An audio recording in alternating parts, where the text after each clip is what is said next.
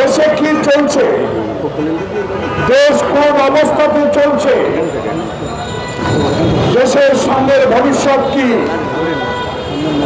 এই বিষয়ে যখন বিএনপি কথা বলে, যখন এই অ্যাডভোকেট রিজভী আহমদ দলের পক্ষ থেকে কথা বলে, দলের মহাসচিব যখন দেশের চলমান রাজনৈতিক সংকট নিয়ে কথা বলে, যখনই নির্বাচন নিয়ে কথা বলে, তখনই একটি পক্ষ যাদেরকে কখনো কোনো সময়ে বিগত 16 বছরে রক্তক্ষয়ী সংঘর্ষের মধ্য দিয়ে হাসিনা ফ্যাসিস্ট সরকারের বিরুদ্ধে বিএনপি লড়াই করেছে।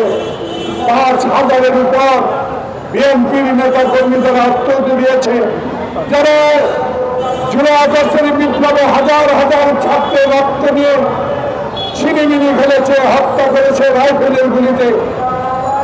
সেই মুহূর্তে যখন বিএনপি দেশে একটি চলমান রাজনৈতিক সংকট শেষ করে একটি নির্বাচনের কথা বলে, তখনই বলে বিএনপি খালি নির্বাচন বলে।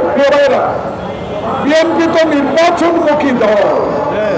শহীদ জিয়াতে বাংলাদেশে নির্বাচন পদ্ধতিকে সহজতর করেছে। সারা বিশ্বে বাংলাদেশকে তলাবিহীন ঝুঁইতে যারা পরিণত করেছে, সে তলা লাগিয়ে ঝুঁইতে পরিণত করেছে। আজকে তারই দল জিয়াউর রহমান, খালেদা জিয়া, তারেক রহমানের দলকে নিয়ে যারা আজকে কটূক্তি করেন, তাদেরকে বলতে চাই, তারেক রহমান কিন্তু ক্ষমতায় হাসিনার মতো যেতে চায় না।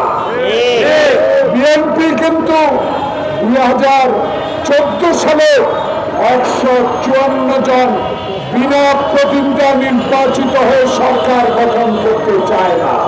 তারেক রহমান চায়, আমার ভোট আমি দিব, মৃত ব্যক্তির ভোট হবে না, কবর থেকে উঠে ভোট হবে না। এখন যে কোনো ব্র্যান্ডের পুরাতন এসি বদলে নতুন ওয়ালটন এসিতে উপভোগ করুন 25% ছাড়। দিনের ভোট দিনে হবে। ভোট কেন্দ্রে কোনো মাস্তান থাকবে না, ভোট কেন্দ্রে কোনো কারচুপি হবে না। নির্বাচন কমিশন প্রধান প্রিজাইডিং অফিসারকে নির্দেশ দিবে না অমুককে ভোট দিয়ে দাও, এমন ভোট চায় তারেক রহমান। তাই আপনাদের গায়ে জ্বালা পোড়া শুরু হয়েছে। এই জ্বালা পোড়ায় কোনো লাভ হবে না। বাংলাদেশে সবচেয়ে জনপ্রিয় দল বাংলাদেশ জাতীয়তাবাদী দল। দলের নেতা তারেক রহমানকে আজকে বলতে হচ্ছে, কেতাবি সংস্কার দিয়ে এই সংস্কার চলবে না।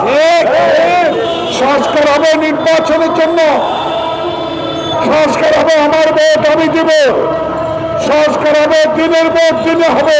সেই সংস্কার করে অনতিবিলম্বে বিএনপি নয়, সারা বাংলাদেশে 75% মানুষ এখন একটি সুস্থ নির্বাচন চায়। সেই নির্বাচনের দিনক্ষণ আপনাকে ঘোষণা করতেই হবে। আমরা জোর করে ক্ষমতা যেতে চাই, আমরা হাসিনার মতো ফ্যাসিস্ট হতে চাই, আমরা গণতন্ত্র হত্যা করতে চাই না, আমরা জনগণের সেবা করতে চাই। যেই জনগণ বাংলাদেশ জাতীয়তাবাদী দলকে ক্ষমতায় বসিয়েছে, সুষ্ঠুভাবে দেশ হাসিনার মতো ফ্যাসিস্ট সরকার পৃথিবীর ইতিহাসে আছে কিনা আমি জানি না।